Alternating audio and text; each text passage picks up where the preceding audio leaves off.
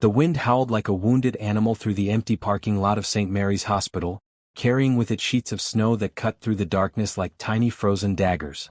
Layla Thompson pressed her 8-year-old daughter Chloe closer to her chest, trying to shield the little girl from the bitter cold that seemed to seep through their thin jackets and into their very bones.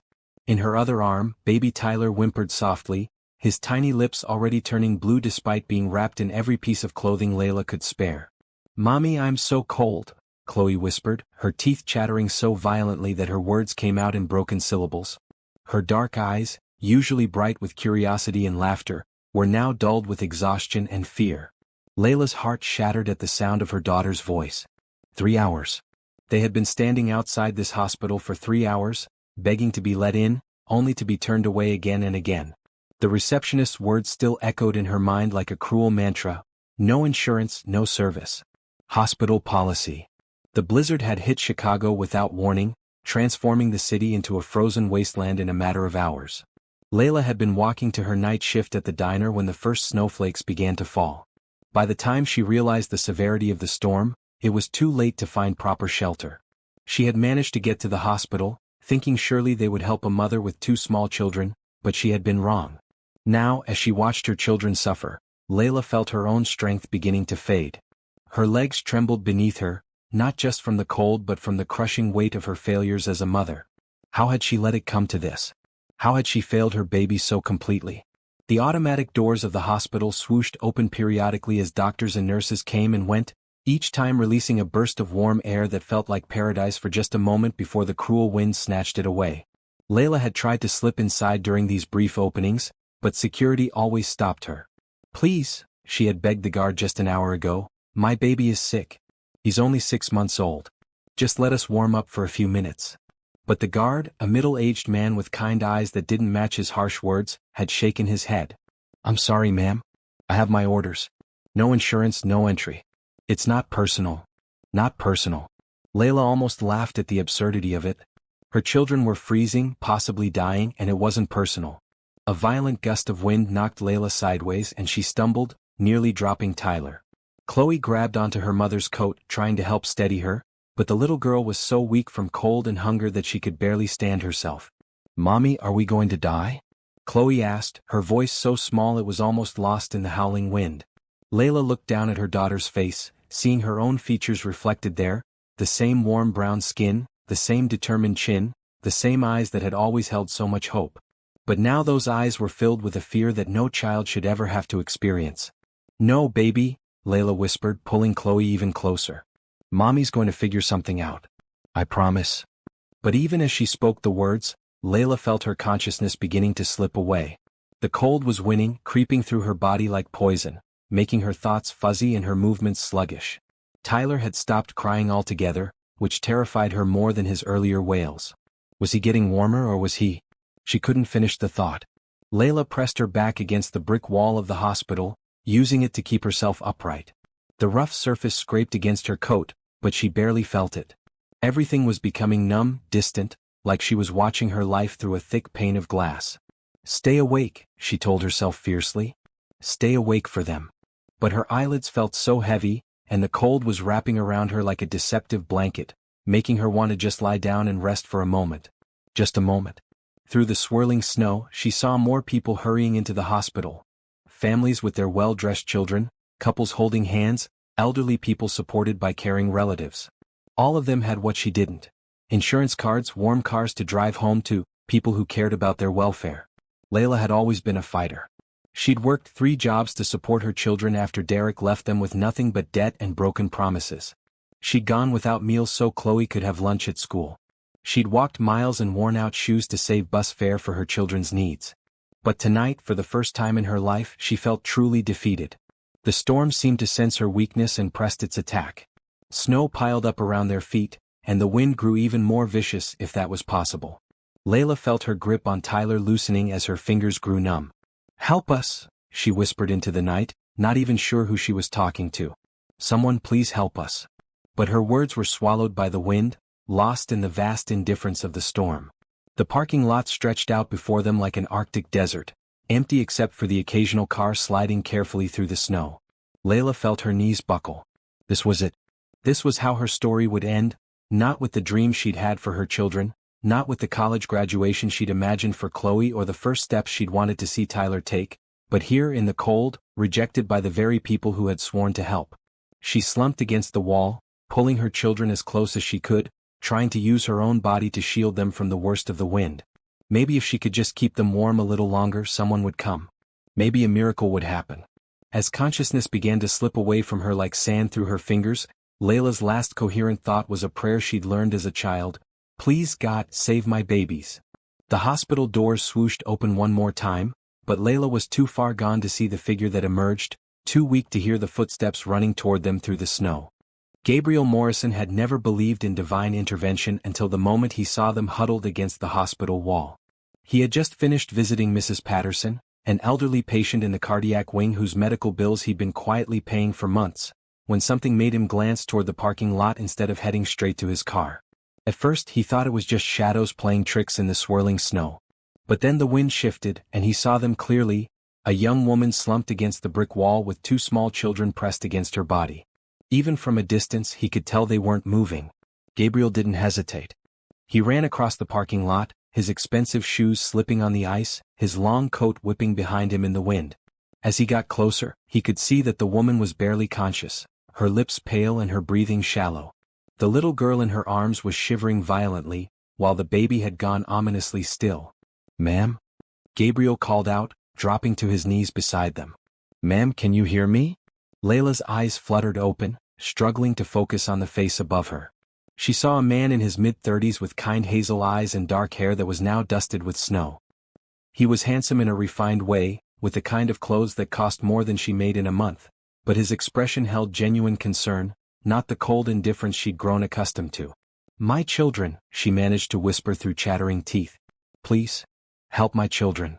Gabriel immediately understood the situation. He pulled out his phone and dialed a number, speaking quickly and authoritatively. "Dr. Rodriguez, this is Gabriel Morrison. I need the emergency team at the main entrance immediately. I have a mother and two children suffering from severe hypothermia."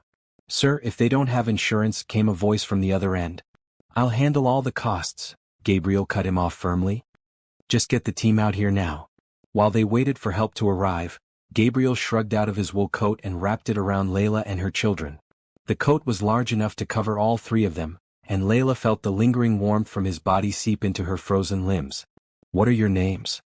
Gabriel asked gently, taking off his suit jacket to provide additional coverage. "Layla," she managed to say. "This is Chloe and Tyler." Chloe looked up at Gabriel with wide, frightened eyes. "Are you an angel?" she asked in a small voice. Despite the seriousness of the situation, Gabriel smiled. "No, sweetheart. I'm just someone who wants to help. You're going to be okay now." The emergency team arrived within minutes, pushing a stretcher and carrying warm blankets. Dr. Rodriguez, a competent-looking woman in her 40s, immediately began assessing the family's condition while Gabriel stepped back to give them room to work. "Moderate hypothermia," Dr. Rodriguez announced. "We need to get them inside immediately and start rewarming procedures." As the medical team prepared to move them, Layla grabbed Gabriel's hand with what little strength she had left. "Thank you," she whispered, tears freezing on her cheeks. "I don't know who you are, but thank you." Gabriel squeezed her hand gently. "Just focus on getting better. I'll make sure you and your children are taken care of." The next few hours passed in a blur of warm rooms, heated blankets, and careful medical attention. Gabriel waited in the family lounge, making calls to ensure that Layla and her children received the best possible care. He had connections throughout the city's medical community, and he used every one of them. Dr. Rodriguez found him there around dawn, looking exhausted but relieved. "They're going to be fine," she reported. "Another hour in that cold and we might have had a different outcome, but you found them just in time." Gabriel felt a weight lift from his shoulders. "Can I see them?" "The mother is awake and asking for you. The children are sleeping but they're stable." Gabriel followed the doctor to a private room where Layla was propped up in bed, connected to various monitors but looking infinitely better than she had in the parking lot. Her dark skin had regained its healthy glow, and her eyes were clear and alert. "You saved our lives," she said as soon as she saw him. "I don't know how to thank you." Gabriel pulled up a chair beside her bed. "You don't need to thank me. I'm just glad I was there." He paused, studying her face. "Can I ask what happened? How did you end up outside in a blizzard with two small children?"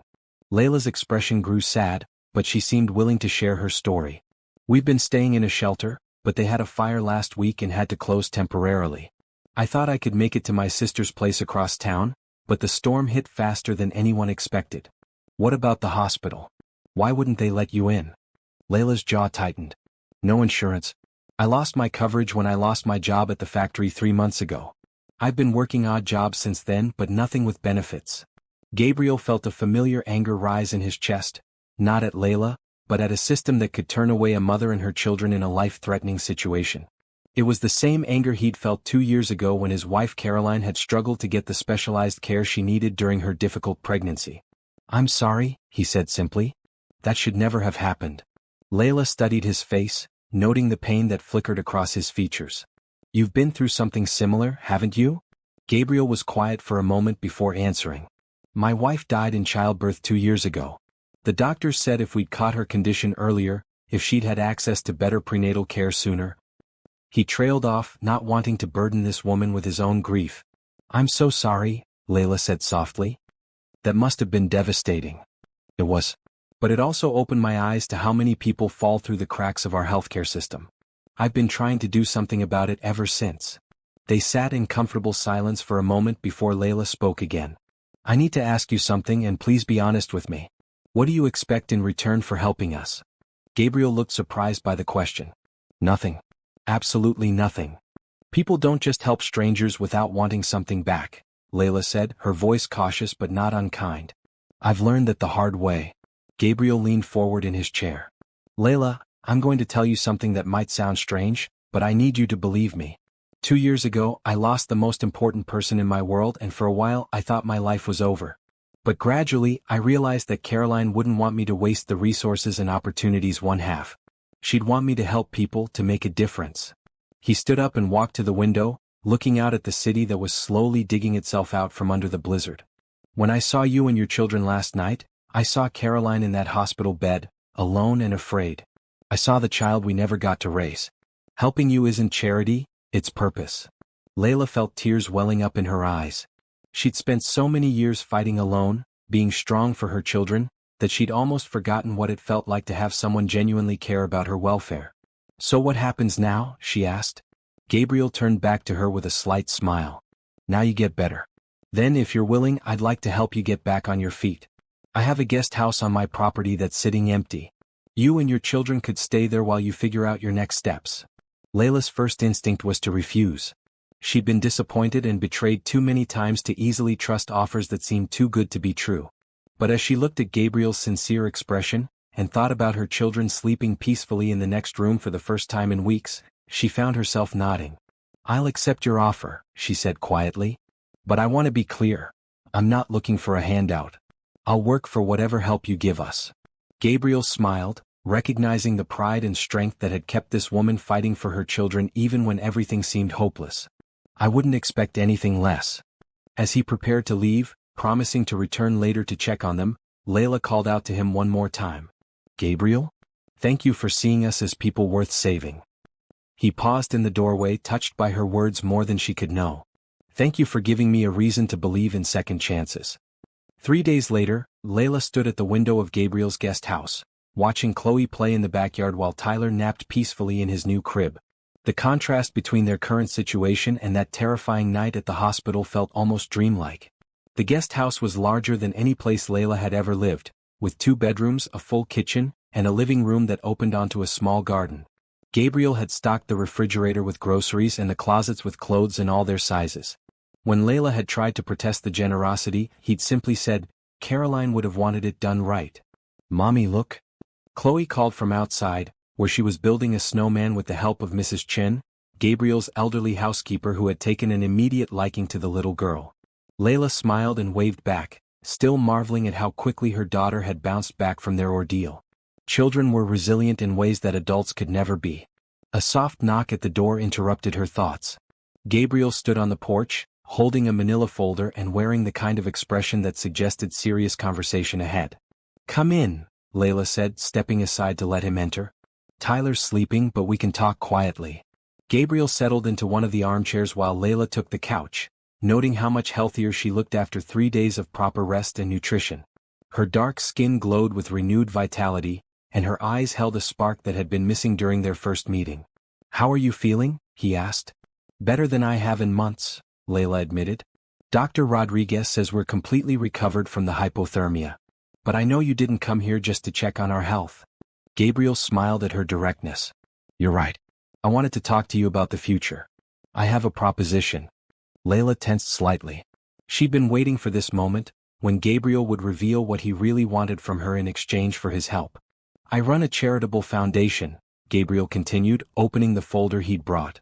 "We focus on helping families in crisis situations, people who fall through the cracks like you did. The thing is, I'm good at making money and writing checks, but I'm not so good at understanding what families actually need." He pulled out several documents and spread them on the coffee table.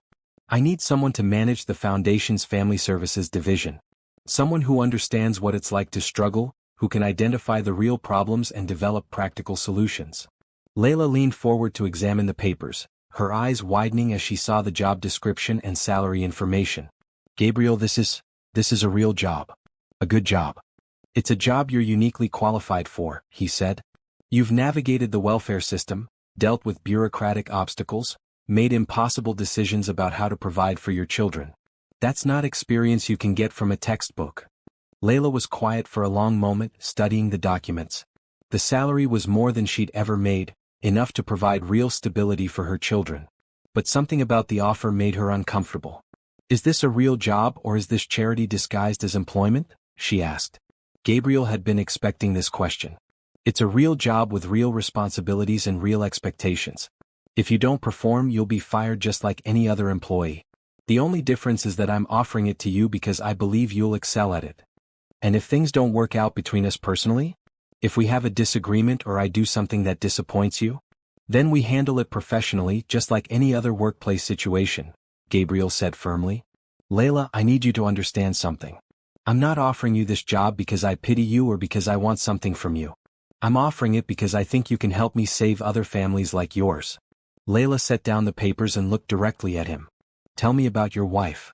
The question seemed to come from nowhere, but Gabriel didn't hesitate to answer. Caroline was a teacher. She worked at an inner-city school and was always bringing home stories about kids who didn't have enough to eat or proper winter coats. She used to spend her own money buying supplies for her classroom. His voice grew softer. "When she got pregnant, she was so excited about raising a child who would grow up understanding privilege and responsibility. She wanted to expand my foundation's focus to include family services, but she died before we could make it happen." "And now you want to fulfill her dream?" "Partly," Gabriel admitted. "But also because meeting you showed me how right she was. The night I found you, I realized that there are probably dozens of families like yours in this city, people who are one emergency away from disaster." Layla picked up the papers again, this time studying them more carefully. The job description was comprehensive and challenging, requiring her to oversee case workers, develop programs and manage a substantial budget. "I don't have experience running a foundation," she said. "But you have experience being the kind of person we're trying to help. That's more valuable than any MBA." Layla thought about her children, about the stability this job could provide them. She thought about other mothers like herself, facing impossible choices and systemic barriers. Finally, she looked up at Gabriel. "I'll take the job," she said. "But I have conditions." Gabriel raised an eyebrow. "I'm listening." "First, I want a probationary period. 6 months to prove I can do the work.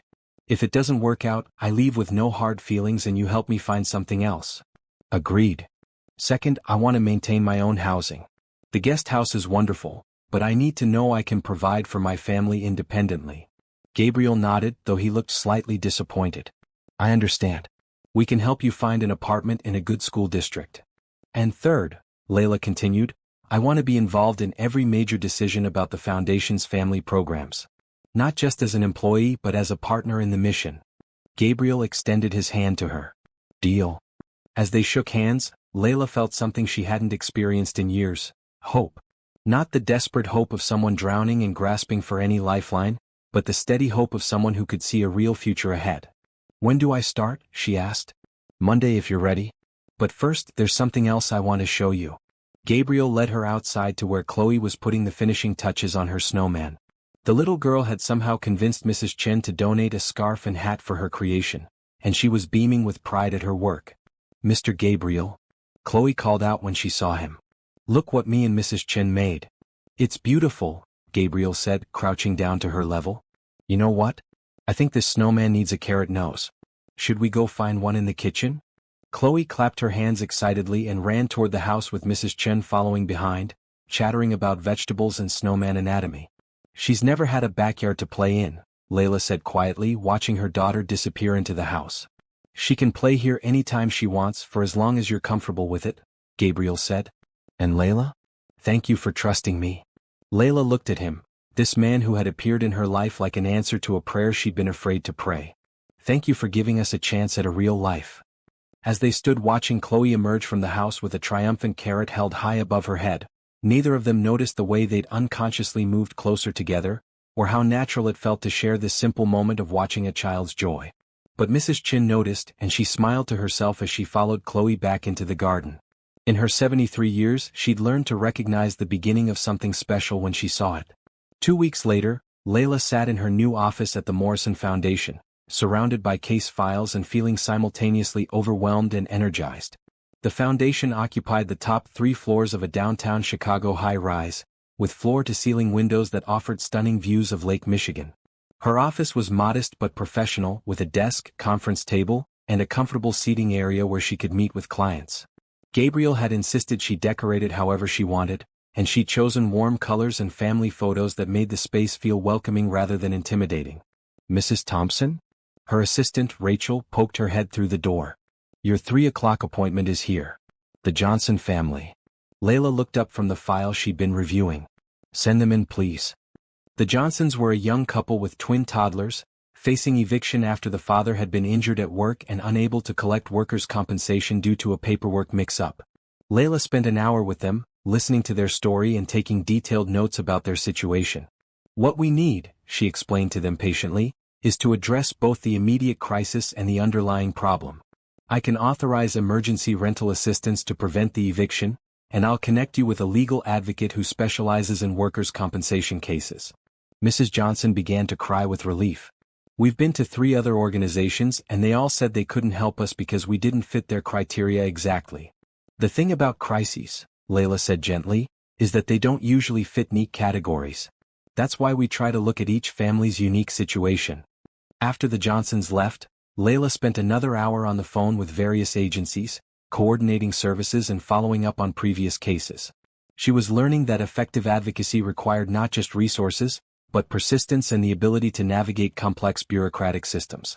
A knock on her door interrupted her thoughts. Gabriel stood in the doorway looking tired but pleased. How was your first day flying solo? He asked, settling into one of the chairs across from her desk. Exhausting and wonderful, Layla replied honestly. I helped 3 families today, but I also discovered we have some significant gaps in our services. Gabriel leaned forward, genuinely interested. Tell me. Layla pulled out a notepad where she'd been jotting down observations throughout the day. We do great with financial emergencies and short-term housing, but we're not addressing some of the underlying issues that put families at risk. Lack of affordable childcare, limited job training opportunities, mental health services. Those are big problems, Gabriel said thoughtfully. They are, but they're not unsolvable. I've been thinking about a comprehensive family stability program that would provide wraparound services for a smaller number of families rather than one-time assistance for many.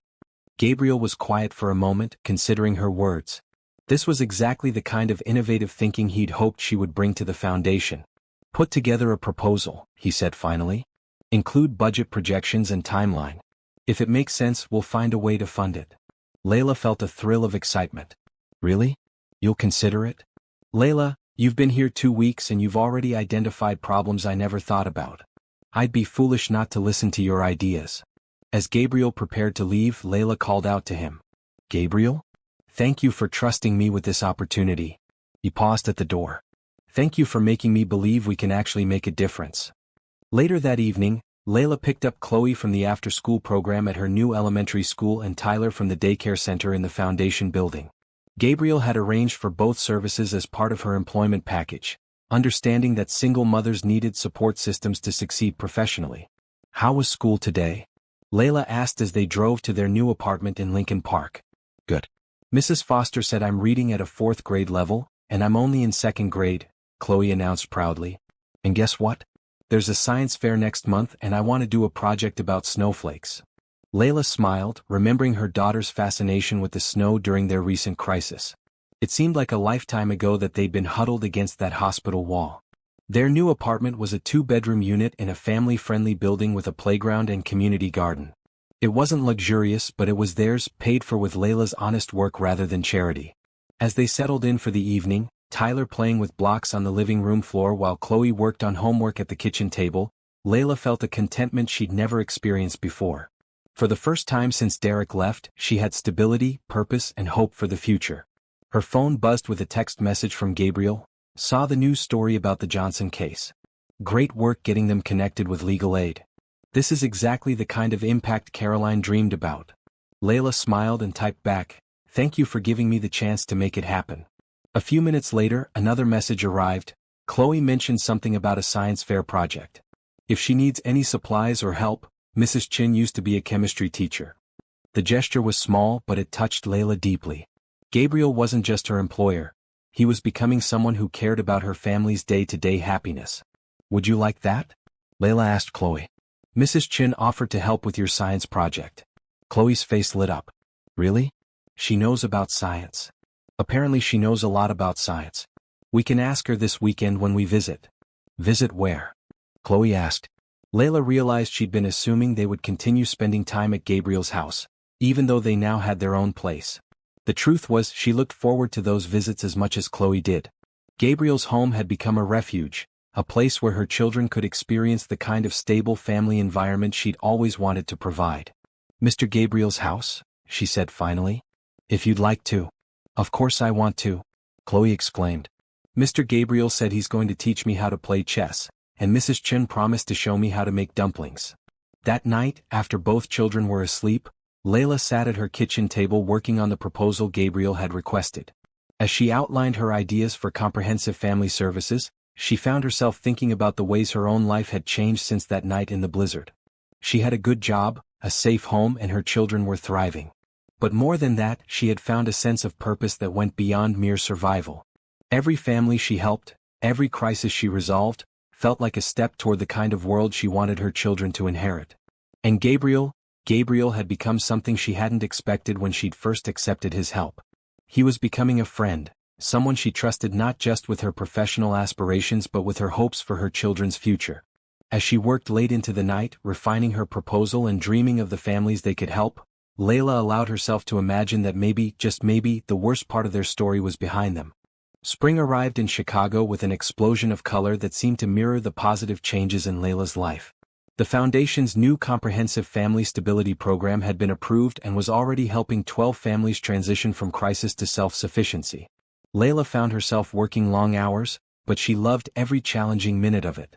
On a warm Saturday morning in May, she sat in Gabriel's garden watching Chloe help Mrs. Chen plant tomatoes while Tyler crawled around on a blanket, babbling happily at the butterflies that danced among the flowers. These weekend visits had become a cherished routine for all of them. "The carrots are coming along nicely," Gabriel said, settling into the chair beside her with 2 cups of coffee. "Chloe's convinced they'll be ready in time for her next snowman, whenever that might be." Layla laughed. "She's developed quite an attachment to that garden. She talks about it all week." Gabriel watched Chloe carefully place seeds in the soil under Mrs. Chen's patient guidance. "She's a natural caretaker, just like her mother." "I'm not sure about that," Layla said. "Most days I feel like I'm just figuring things out as I go." "That's what good parenting looks like," Gabriel replied. "Caroline and I used to talk about that, how the best parents are the ones who understand they don't have all the answers." Over the past few months, Gabriel had begun sharing more memories of Caroline, and Layla had learned to recognize the difference between the sharp grief of early loss and the gentle sadness of cherished remembrance. He spoke of his wife with love but without the desperate clinging to the past that had characterized his first year of widowhood. "Mr. Gabriel," Chloe called out, her hands covered in soil. "Mrs. Chin says the tomatoes will be as big as baseballs by summer." Gabriel grinned and walked over to examine their work. "That sounds perfect. We'll have to make salsa." "What salsa?" Chloe asked, wiping her dirty hands on the old shirt she wore for gardening. "It's a delicious sauce made with tomatoes and peppers," Mrs. Chin explained. "I'll teach you how to make it when the vegetables are ready." Layla watched the interaction with a warm feeling in her chest. Chloe had never had grandparents or extended family, and Mrs. Chin had naturally filled that role with endless patience and genuine affection. "Mama, can Tyler help plant too?" Chloe asked, noticing her baby brother trying to grab handfuls of dirt from his blanket. "He's a little young for gardening," Layla said. "But he can watch and learn." Gabriel picked up Tyler, who immediately grabbed for his shirt with grubby fingers.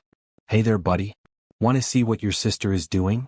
Tyler gurgled happily and clapped his hands, delighted by the attention. In the months since they'd been rescued, Tyler had grown from a sickly, underweight infant into a healthy, cheerful baby who smiled at everyone he met. "He likes you," Layla observed, noting how comfortable Tyler seemed in Gabriel's arms. "The feeling is mutual," Gabriel said, bouncing Tyler gently. "He reminds me of what Caroline and I hoped our child would be like." It was the first time Gabriel had directly mentioned the child he and Caroline had lost, and Layla felt honored that he trusted her with such a personal revelation. "Tell me about that," she said softly. Gabriel settled back into his chair, still holding Tyler. "We had so many plans. Caroline wanted to teach our child to garden, to cook, to love learning. I wanted to show them the business, help them understand how fortunate we were and what that meant in terms of responsibility." He paused, watching Chloe carefully water the newly planted seeds. "I guess in some ways I'm getting to do those things anyway." Layla felt her heart skip a beat at the implication in his words. Over the past few months she'd begun to notice the way Gabriel looked at her children. Not with pity or charity but with genuine affection. And if she was honest with herself she'd begun to notice the way she looked at him too. "Gabriel," she started to say, but was interrupted by Chloe running over with a small bouquet of dandelions. "These are for you, Mama," Chloe announced, presenting the flowers with great ceremony. "Mrs. Chin says they're weeds but I think they're pretty." "They're beautiful," Layla said, accepting the bouquet with the seriousness it deserved. "Thank you, sweetheart." "And these are for Mr. Gabriel," Chloe continued, producing another small bunch of dandelions. "Because he takes care of us." Gabriel looked touched by the gesture. "Thank you, Chloe. I'll put these in water right away." As the afternoon wore on they moved inside for lunch. Mrs. Chin had prepared a feast of homemade soup, fresh bread and fruit salad, and they ate at the large kitchen table that had become their regular gathering place. "I have some news," Layla announced as they finished eating. "The foundation received a grant to expand the Family Stability Program. We're going to be able to help twice as many families." Gabriel's face lit up with pride. "That's incredible, Layla. You wrote that grant proposal, didn't you?" "With help from the whole team," she said modestly, though she was clearly pleased with the accomplishment. "But yes, I led the effort." "Mama's really smart," Chloe chimed in. "She helps people find houses and jobs and everything." "She is very smart," Gabriel agreed, looking directly at Layla. "And very good at her job." After lunch Mrs. Chin took the children inside for Tyler's nap and Chloe's quiet time, leaving Gabriel and Layla alone in the garden. They walked among the flower beds, discussing the foundation's work and their plans for the expanded program. "I've been thinking," Gabriel said as they paused beside a rose bush that was just beginning to bloom. "The foundation could use a permanent facility for the family program. Somewhere families could come for services, but also for community events and support groups." "That's a wonderful idea," Layla said. "But it would be expensive." "I'm not worried about the money. I'm more concerned about finding the right location and making sure it serves the community's actual needs." Layla looked at him with admiration. "You know, when I first met you, I thought you were just another wealthy person trying to ease his conscience with charity. I was so wrong." Gabriel smiled. "And when I first met you, I thought you were just someone who needed help. I had no idea you were going to transform everything I thought I knew about making a difference in the world." They stood looking at each other for a moment, and Layla felt the air between them charged with unspoken possibilities. But before either could say anything more, Chloe came running outside. "Mr. Gabriel, Tyler woke up and he's crying for you." Gabriel hurried inside and Layla followed, watching as he expertly soothed the fussy baby. Tyler immediately stopped crying when Gabriel picked him up, settling contentedly against his shoulder. "You're good with him," Layla said. "He's easy to love," Gabriel replied, and something in his tone made Layla look at him more closely. Later that evening, as they prepared to leave, Chloe threw her arms around Gabriel's waist. "I wish we could live here all the time," she said wistfully. Gabriel knelt down to her level. "You know you're always welcome here, right? This is your second home for as long as you want it to be." "Promise?" Chloe asked. "I promise," Gabriel said solemnly. As they drove back to their apartment, Chloe chattering about the day's adventures while Tyler dozed in his car seat, Layla found herself thinking about Gabriel's promise. She'd spent so many years protecting her children from disappointment that she'd become wary of anyone who made promises about the future. But Gabriel had already kept every promise he'd made to them. He'd given her meaningful work, helped her children thrive, and created a space where they felt loved and valued. Most importantly, he'd never asked for anything in return except her friendship and professional partnership. That night, after the children were asleep, Layla sat at her kitchen table with a cup of tea, thinking about the changes in their lives. 6 months ago, she'd been desperate and hopeless, convinced that she was failing her children in every way that mattered. Now, Chloe was excelling in school and had the confidence that came from knowing she was safe and loved. Tyler was healthy and happy, reaching all his developmental milestones. And Layla herself had found not just stability, but purpose and fulfillment in work that mattered. But beyond all of that, she'd found something she hadn't been looking for, a man who saw her not as a charity case or a conquest, but as a partner in building something meaningful. A man who loved her children as if they were his own, who supported her ambitions, and who made her feel like the woman she'd always wanted to be. As she prepared for bed, Layla allowed herself to imagine what it might be like if the feelings she sensed growing between her and Gabriel were real, and if they led somewhere beyond friendship and professional partnership. For the first time in years, the future looked not just stable but truly bright with possibility. 3 months later, Layla was reviewing case files in her office when Rachel buzzed her intercom with an edge of concern in her voice.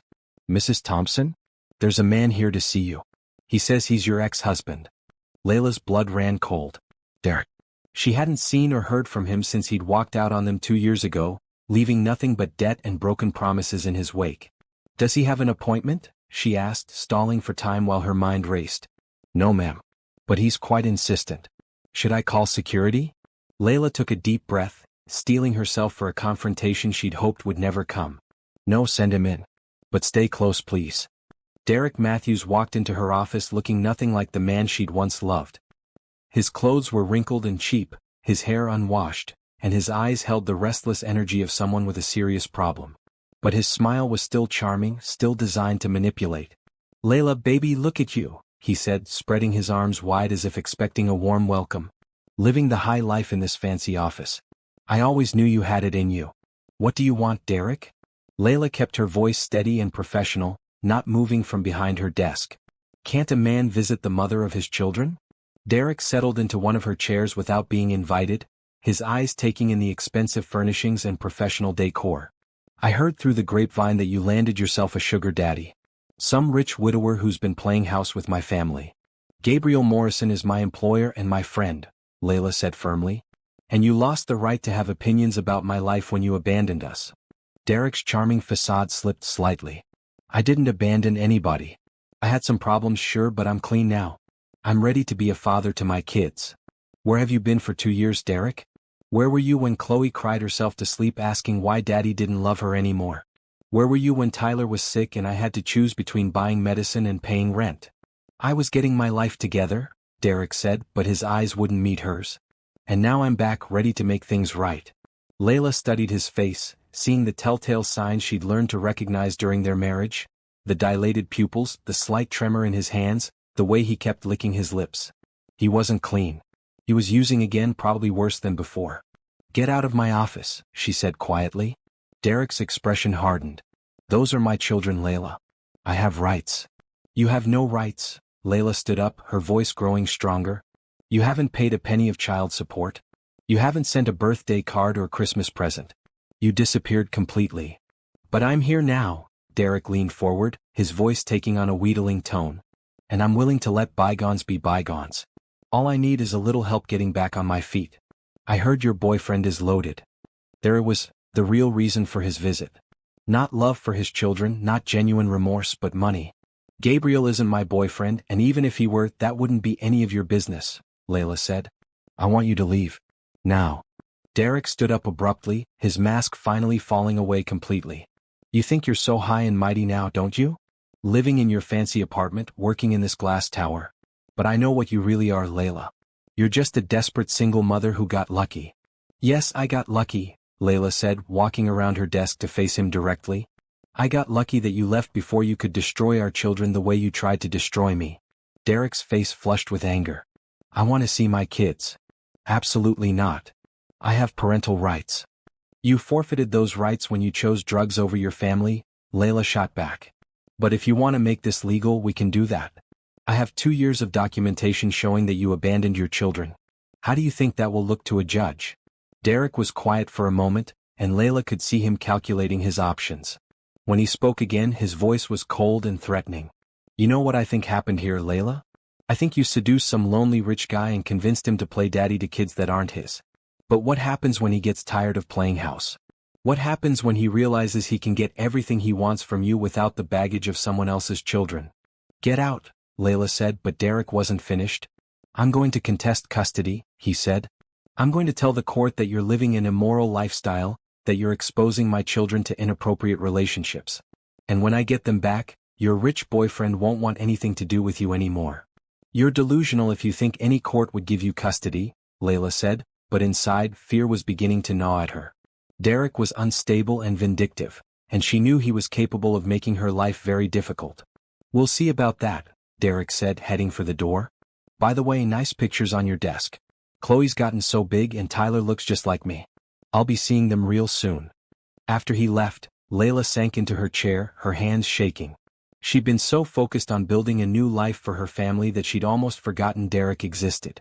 Now he was back, threatening everything she'd worked for. A few minutes later, Gabriel appeared in her doorway, his face concerned.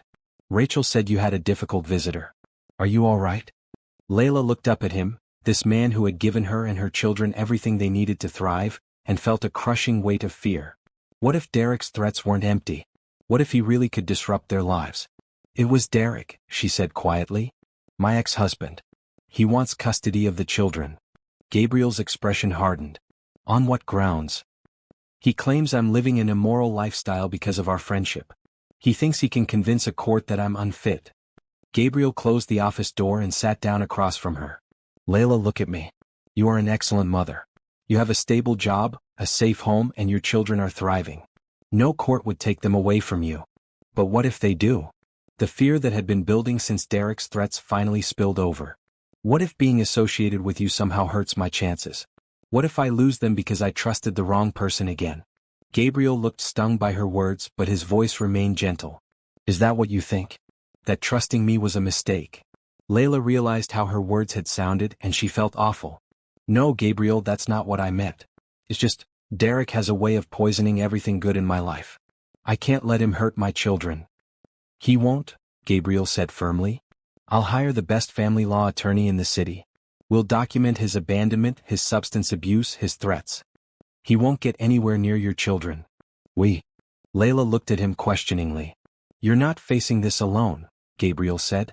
I meant what I told Chloe, your family now. And family protects each other.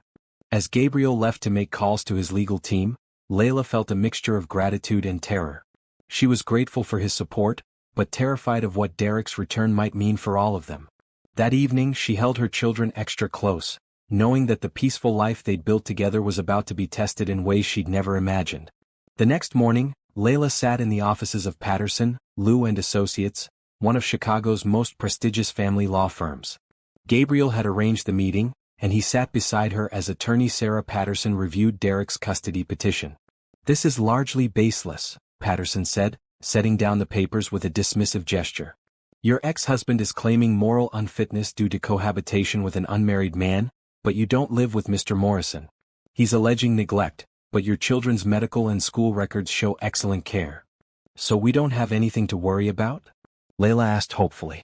Patterson's expression grew more serious. I didn't say that. The court system isn't perfect, and sometimes biological fathers are given more consideration than they deserve, especially if they present well in court. Your ex-husband has hired an attorney who specializes in fathers' rights cases. Gabriel leaned forward. What do we need to do? Document everything. I need proof of abandonment, evidence of substance abuse, records of Layla's excellent parenting. Character witnesses would be helpful too. Patterson turned to Gabriel. Mr. Morrison, I need to ask you some difficult questions about your relationship with Ms. Thompson. Ask whatever you need to ask, Gabriel said. Are you romantically involved? Gabriel and Layla exchanged a quick glance before both answered, no, simultaneously. Patterson noted their response. The opposing attorney will likely try to paint your relationship as inappropriate regardless. Are you prepared for that scrutiny? Whatever it takes to protect Layla and her children, Gabriel said without hesitation. Over the next few weeks, Derek made his presence known in increasingly disturbing ways. He showed up at Chloe's school claiming he had a right to see his daughter. He appeared at the daycare where Tyler spent his days, asking questions about who picked up the baby and where they lived. Each incident was reported and documented, but they took an emotional toll on Layla. She found herself constantly looking over her shoulder, afraid Derek would appear at any moment. "Mama, why does the man at school keep asking about me?" Chloe asked one evening as Layla helped her with homework. Layla's heart ached at the confusion in her daughter's voice. "He's someone from Mama's past who wants to meet you, but he's not a safe person for you to be around." "Is he the reason you look scared sometimes?" The fact that Chloe had noticed her fear made Layla feel like a failure as a mother. She was supposed to protect her children from adult problems, not let her anxiety affect them. "Sometimes grown-ups have disagreements," Layla said carefully. "But Mr. Gabriel and I are making sure you and Tyler stay safe." That weekend at Gabriel's house, the strain was beginning to show on everyone. Mrs. Chun fussed over the children more than usual, and Gabriel was constantly checking his phone for updates from the legal team. "I have an idea," Gabriel said as they watched Chloe play in the garden while Tyler napped. "What if you and the children stayed here for a while? Until this gets resolved." Layla shook her head immediately. "That would just give Derek more ammunition. He's already claiming I'm living an immoral lifestyle. But you'd be safer here. I have security, cameras, staff. Derek couldn't get near you." "Gabriel, I appreciate the offer, but I can't run and hide every time Derek threatens us. I need to face this head on." Gabriel was quiet for a moment. "There's something else we could do." "What?" Gabriel took a deep breath as if steeling himself for something difficult. "We could get married." Layla stared at him in shock. "What?" "Think about it," Gabriel said quickly. "Married couples have stronger parental rights than single mothers. It would give your children legal protection, financial security, and it would eliminate Derek's claims about inappropriate relationships." "Gabriel, that's crazy," Layla said, though her heart was pounding. "We can't get married just to win a custody case." "Why not?" Gabriel asked. "We care about each other. We both love your children. We work well together. People have married for worse reasons." Layla looked at him, this man who had saved her family in every way that mattered, and felt a confusion of emotions. Part of her had been hoping for months that their friendship might develop into something deeper. But not like this. Not as a legal strategy. "Gabriel, what happens when the custody case is over? Do we get divorced? Do we stay married out of obligation? What kind of foundation is that for a relationship?" Gabriel reached for her hands. "Layla, I'm going to tell you something and I want you to really hear me. I'm not proposing a marriage of convenience. I'm proposing because I've fallen in love with you and your children. I want to be Tyler's father and Chloe's stepfather. I want to wake up every morning in the same house as all of you." Layla felt tears welling up in her eyes. "Gabriel? I know the timing is terrible," he continued. "I know it looks like I'm only asking because of Derek. But the truth is I've been thinking about this for weeks. Derek's threats just made me realize I don't want to wait any longer to make you officially part of my life." Before Layla could respond, Chloe came running over with a handful of flowers. "Look what I picked for the dinner table." "They're beautiful, sweetheart," Layla said, accepting the bouquet while her mind reeled from Gabriel's proposal. That night, after putting the children to bed in their own apartment, Layla called her sister Jennifer in California. "He proposed?" Jennifer shrieked into the phone. "The billionaire actually proposed?" "Keep your voice down," Layla hissed, glancing toward the children's bedrooms. "And yes, he proposed, but it's complicated." "What's complicated about a good man who loves you and your kids wanting to marry you?" "The timing, Jen. Derek is trying to take the children, and Gabriel thinks marriage would help our legal case. So, that doesn't make his feelings less real." Layla was quiet for a moment. What if he changes his mind? What if this is just his grief talking, and he realizes later that he doesn't really want to be responsible for someone else's children? "Layla," Jennifer said gently, "you've been hurt before, I get that. But from everything you've told me about this man, he's nothing like Derek. He's proven himself over and over again." "I know," Layla whispered. "I think I love him too. But I'm terrified of making another mistake." "The only mistake would be letting fear keep you from accepting happiness when it's offered to you," Jennifer said. Those kids deserve a father who loves them, and you deserve a partner who sees you as an equal. After they hung up, Layla sat in her living room, thinking about everything Gabriel had done for them. He'd given her meaningful work, treated her children as if they were his own, and never once made her feel like she owed him anything beyond friendship and respect. The next morning she arrived at his office with her answer. "Yes," she said simply, standing in his doorway. Gabriel looked up from his computer, hope and uncertainty warring in his expression. "Yes. Yes, I'll marry you. Not because of Derek, not because of the custody case, but because I love you and I believe you love us." Gabriel was around his desk and holding her in his arms before she could say another word. "I do love you," he said against her hair. "All of you. More than I ever thought possible." As they held each other in his office, with the Chicago skyline stretching out behind them, Layla felt something she'd never experienced before. The absolute certainty that she was exactly where she belonged. The custody hearing was scheduled for a cold Tuesday morning in November. Layla sat in the courtroom between Gabriel and Sarah Patterson, trying to calm her nerves as Derek and his attorney took their seats across the aisle. Derek had cleaned himself up for court, wearing a borrowed suit and projecting an image of sobriety and responsibility that Layla knew was completely false. His attorney, Robert Chin, was known for his aggressive tactics in father's rights cases. "All rise for the Honorable Judge Patricia Williams," the bailiff announced. Judge Williams was a middle-aged African-American woman with a reputation for being tough but fair. She reviewed the case files briefly before addressing both sides. "This is a petition by Mr. Derek Matthews for custody of his 2 minor children, currently in the care of their mother, Ms. Layla Thompson. Mr. Chin, present your case." Derek's attorney stood up, his strategy immediately clear. "Your Honor, my client is a father who made mistakes in the past but has turned his life around. He's been clean and sober for 6 months and is gainfully employed. Meanwhile, the children's mother has been living an inappropriate lifestyle, cohabitating with a wealthy man to whom she is not married, exposing the children to an unstable environment." Sarah Patterson was on her feet immediately. "Objection, Your Honor. Ms. Thompson does not cohabitate with Mr. Morrison. She has her own apartment and has maintained appropriate boundaries." "Sustained," Judge Williams said. "Mr. Chin, stick to facts, not speculation." Derek took the witness stand first, painting a picture of himself as a reformed man who had overcome addiction and was ready to be a responsible father. Under cross-examination, however, Patterson skillfully exposed the holes in his story. "Mr. Matthews, you claim to have been sober for 6 months. Do you have any documentation of treatment or support group attendance?" "I've been doing it on my own," Derek said. "And this gainful employment you mentioned, how long have you held this job?" Derek hesitated. "About 3 weeks. 3 weeks, Patterson repeated. "And before that?" "I was between jobs." "For how long?" "A few months." Patterson presented evidence of Derek's recent arrests for drug possession and public intoxication, his failure to pay any child support, and documentation showing he hadn't even attempted to contact his children for nearly 2 years. When it was Layla's turn to testify, she spoke clearly and confidently about her children's well-being, her stable employment, and the supportive community she'd built around them. "Ms. Thompson," Derek's attorney said during cross-examination, "isn't it true that you're planning to marry Mr. Morrison primarily to strengthen your custody case?" Layla looked directly at the attorney. "I'm marrying Gabriel Morrison because I love him and because he loves my children as if they were his own. The timing of our engagement has nothing to do with this custody case and everything to do with our desire to build a family together."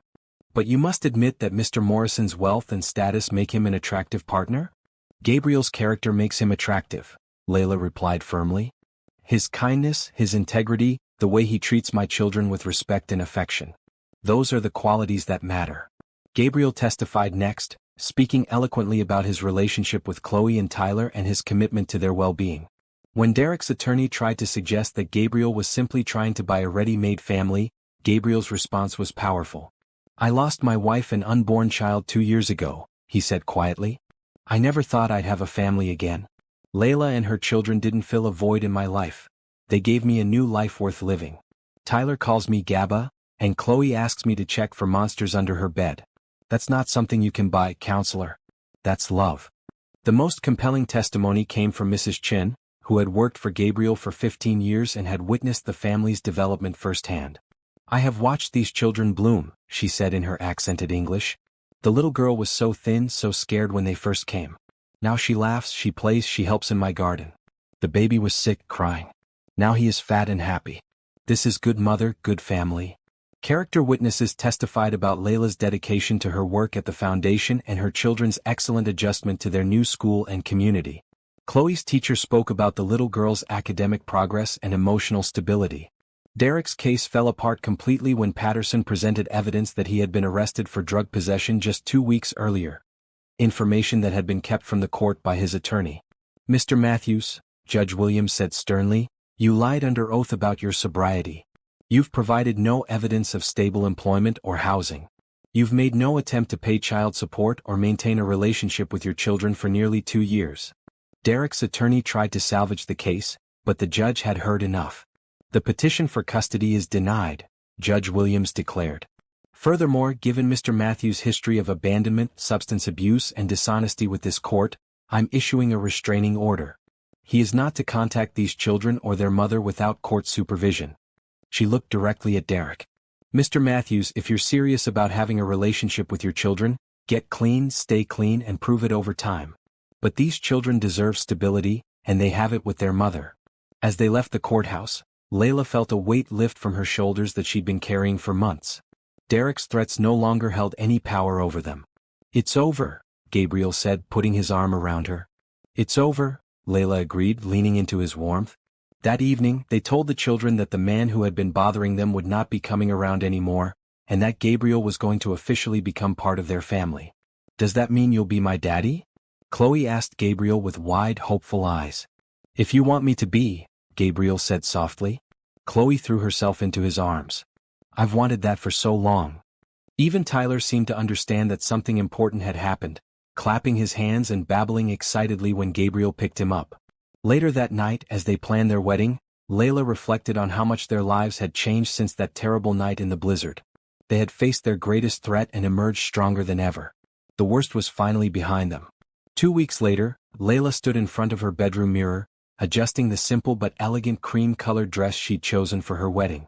It wasn't the elaborate gown she'd dreamed of as a young girl, but it was perfect for the woman she'd become: practical, beautiful, and chosen with love rather than fantasy. "You look beautiful, Mama," Chloe said from her perch on the bed, where she was carefully holding Tyler to keep him from wrinkling his tiny suit. "Thank you, sweetheart," Layla said, turning to admire her children. Chloe wore a soft blue dress with white flowers, and Tyler looked adorable in his miniature navy blazer. "You both look perfect too." Jennifer had flown in from California to serve as matron of honor, and she bustled into the room carrying a bouquet of white roses and baby's breath. "The photographer is here, and Mrs. Chin says the caterers have everything under control," Jennifer reported. "Gabriel is pacing in his study like a caged tiger, and there are about 50 people setting up chairs in the garden." Layla felt a flutter of nerves. The guest list included colleagues from the foundation, members of Gabriel's social circle, and families they'd helped through their work. It was a far cry from the small, intimate ceremony she'd originally envisioned. "Having second thoughts?" Jennifer asked, noting her sister's expression. "No," Layla said firmly. "Not about Gabriel. Just about having so many people watch the most important moment of my life." "Those people are here because they love you both," Jennifer said gently. "You've touched all their lives in some way." A soft knock at the door interrupted them, and Mrs. Chin peered in, her eyes bright with tears. "Oh, my dear," she said, looking at Layla. "You are so beautiful. Mr. Gabriel is a very lucky man." "I'm the lucky one," Layla replied, meaning every word. Mrs. Chin approached with a small velvet box. This was Mrs. Caroline's. "Mr. Gabriel wanted you to have it for today." Inside the box was a delicate pearl bracelet with a small diamond clasp. Layla's eyes filled with tears as she understood the significance of the gesture. "He wants Caroline to be part of this day," she whispered. "She would be so happy," Mrs. Chin said, helping Layla fasten the bracelet. "She always wanted Mr. Gabriel to find love again." Downstairs, Gabriel was indeed pacing in his study, adjusting his tie for the 10th time. His best man, Thomas Liu from the law firm, watched with amused patience. "You know, for a man who's built a business empire, you seem pretty nervous about one small wedding," Thomas observed. "This isn't small," Gabriel replied. "This is everything. If I mess this up—" "You won't mess it up," Thomas interrupted. "You love her, she loves you, and those kids adore you. The hard part is over." Gabriel looked out the window at the garden where white chairs were arranged in neat rows, with an arch of flowers marking the spot where he would promise to love and protect Layla and her children for the rest of his life. "I just want to be worthy of the trust she's placing in me," he said quietly. "Gabriel, you saved her life. You gave her meaningful work. You've loved her children as your own. If that doesn't make you worthy, I don't know what would." The ceremony was scheduled for 4 o'clock, when the autumn light would be soft and golden. As guests began to arrive, the garden filled with quiet conversation and the gentle music of a string quartet. At exactly 4 o'clock, the music changed to signal the beginning of the ceremony. Gabriel took his place under the flower arch, his hands clasped behind his back to hide their slight trembling. Chloe appeared first, walking carefully down the aisle and scattering rose petals with serious concentration.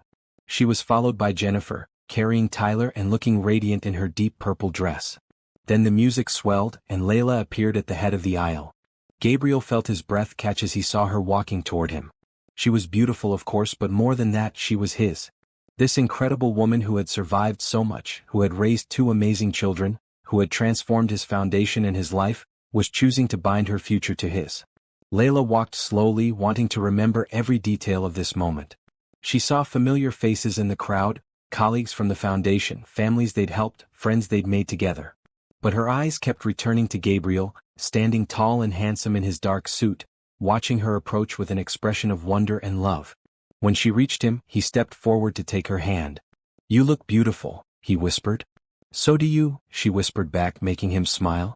The officiant, Pastor Williams from the community church where Gabriel had been quietly funding children's programs, began the ceremony with words about love, commitment, and the blessing of blended families. "Gabriel and Layla," he said, "you come to this marriage not as strangers learning to love, but as friends who have discovered that their friendship has deepened into something profound and lasting. You come not just as 2 individuals, but as a family already formed by choice and sealed by love." Gabriel's vows were simple but heartfelt. "Layla, you and your children came into my life when I thought my story was over. You showed me that love doesn't end, it transforms. I promise to love you with all my heart, to support your dreams, and to be the father Chloe and Tyler deserve. I promise to build with you the kind of family where love multiplies rather than divides." Layla's voice was steady as she spoke her vows. "Gabriel, you saved us in every way a person can be saved.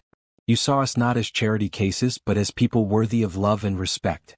I promise to love you completely, to build this foundation with you not just professionally but personally, and to show you every day that the faith you placed in us was not misplaced." When Pastor Williams asked if anyone had objections to the union, Chloe piped up from Jennifer's arms, "I object to waiting any longer. I want him to be my daddy now." The laughter that rippled through the gathering was warm and genuine, and even Pastor Williams chuckled before continuing with the ring exchange. Gabriel's ring was a simple platinum band, while Layla's was a stunning but understated diamond that complemented Caroline's pearl bracelet perfectly. As they slipped the rings onto each other's fingers, both felt the weight of the promises they were making. "By the power vested in me by the state of Illinois, and in the presence of these witnesses, I now pronounce you husband and wife," Pastor Williams declared. "Gabriel, you may kiss your bride." The kiss was tender and full of promise, sealing not just their marriage but their commitment to the family they'd chosen to build together. As they turned to face their guests as a married couple, the applause was thunderous. Chloe cheered from Jennifer's arms while Tyler clapped his chubby hands, and Mrs. Chin wiped tears from her eyes. The reception was held in Gabriel's backyard, transformed with twinkling lights and round tables covered in white linens. The atmosphere was joyful and relaxed, more like a large family gathering than a formal wedding reception. During dinner, several people stood to offer toasts. Thomas Liu spoke about Gabriel's transformation from a grieving widower into a man radiating happiness. Dr. Rodriguez from the hospital talked about the foundation's work and how Layla had revolutionized their approach to family services. But the most touching moment came when 8-year-old Marcus Johnson, whose family had been one of the first helped by Layla's comprehensive program, stood up with his parents' permission. "Mrs. Layla helped my family when we didn't have anywhere to live," he said in a clear young voice. "She found us a house and helped my dad get a job. Now we're not scared anymore. Thank you for helping families like mine." There wasn't a dry eye in the garden as Marcus sat back down to thunderous applause. Later, as the evening wound down and the last guests departed, Gabriel and Layla found themselves alone in the garden with their children. Chloe had fallen asleep in Gabriel's lap, while Tyler dozed in Layla's arms. "Mrs. Morrison," Gabriel said softly, testing out her new name. "Mr. Morrison," Layla replied with a smile. That has a nice ring to it. Are you happy? He asked. Layla looked around at the garden where they'd spent so many peaceful afternoons, at the house that had become their refuge, at the man who had given them everything they needed to thrive. I'm more than happy, she said. I'm home. As they carried their sleeping children inside, preparing to begin their first night as a married family, Layla reflected on the journey that had brought them to this moment. From that desperate night outside the hospital to this perfect evening in the garden, they had traveled further than miles could measure. They had found not just love, but the kind of deep, abiding partnership that could weather any storm. And tomorrow, they would wake up as the Morrison family, ready to face whatever the future held together.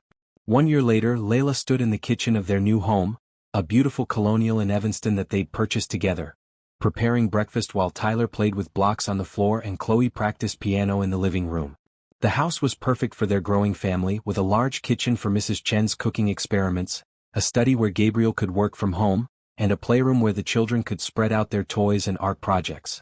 Good morning, beautiful, Gabriel said, wrapping his arms around her from behind and pressing a kiss to her neck. Good morning yourself, Layla replied, leaning back into his warmth. Did you see the article in the Tribune about the foundation? I did. Local foundation revolutionizes family services, Gabriel quoted. They gave you most of the credit, as they should. The Morrison Foundation's comprehensive family stability program had become a model for similar organizations across the country. They were now helping over 200 families annually, with a success rate that far exceeded industry standards. It's all of us working together, Layla said modestly. Speaking of which, did you review the proposal for the new Family Resource Center? I did, and it's approved. We'll break ground next month. The Resource Center would be a permanent facility where families could access services, attend classes, and participate in community events. It had been Layla's dream since she'd started at the foundation, and seeing it become reality felt like the culmination of everything they'd worked toward. Mama. Daddy. Chloe called from the living room. Come listen to my song. They walked into the living room together, Gabriel automatically scooping up Tyler as they passed. Chloe had been taking piano lessons for 6 months and was progressing beautifully. She played a simple but lovely piece, her small fingers moving carefully over the keys. When she finished, she turned to them with a beaming smile. That was beautiful, sweetheart, Layla said, applauding. Mrs. Patterson says I'm ready for the recital next month, Chloe announced proudly. Will you both come?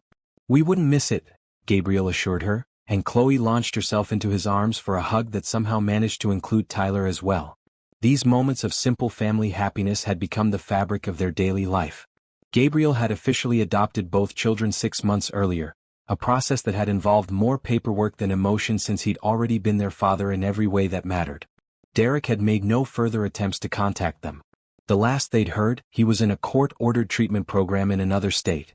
Layla no longer felt fear when she thought of him, only sadness for the relationship he'd chosen to abandon with his children. I have some news, Gabriel said as they settled around the breakfast table. The Chicago Business Journal wants to do a feature story about the foundation. They're particularly interested in our partnership. Our partnership in what sense? Layla asked, buttering Tyler's toast. Both senses, professional and personal.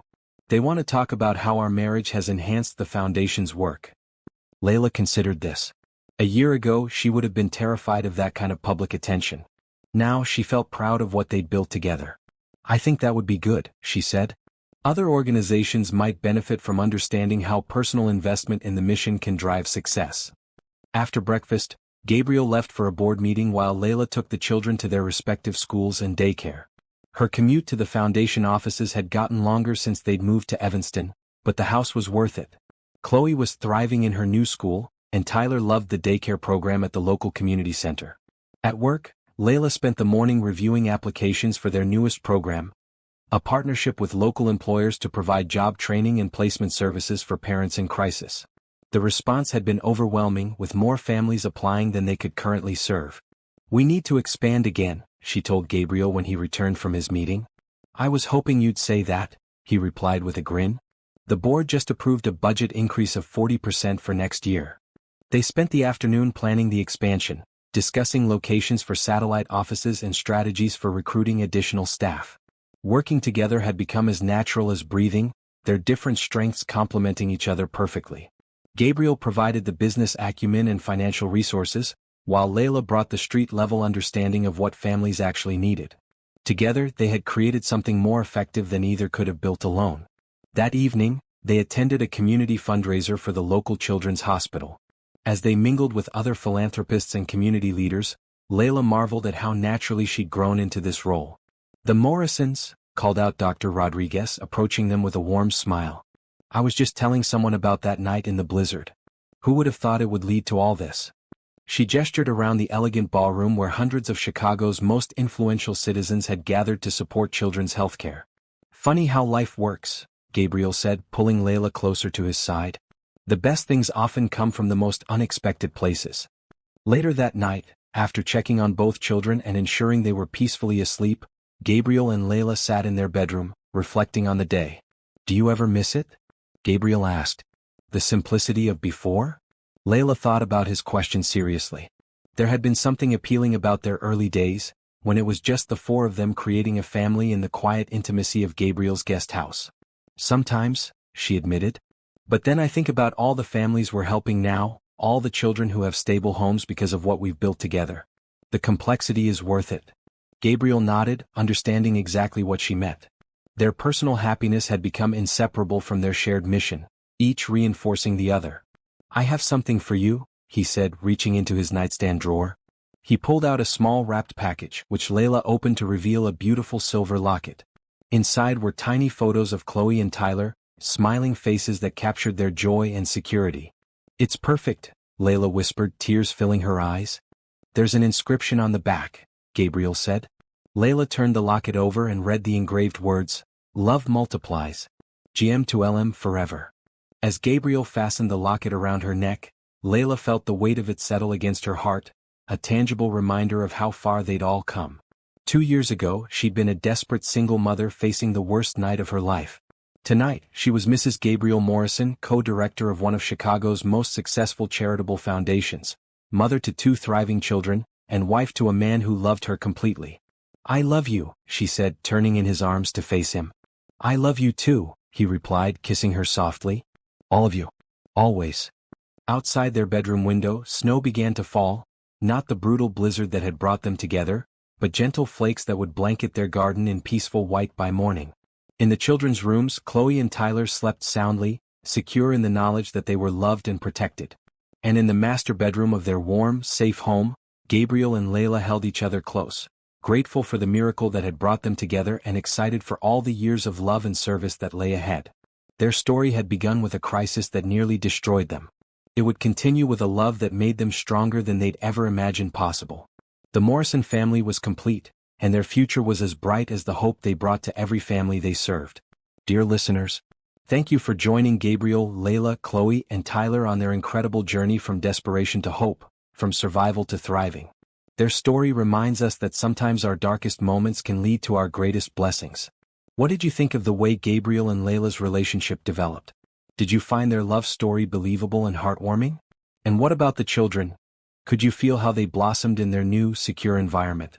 I'd love to hear your thoughts in the comments below. Have you ever experienced a moment where a stranger's kindness changed your life?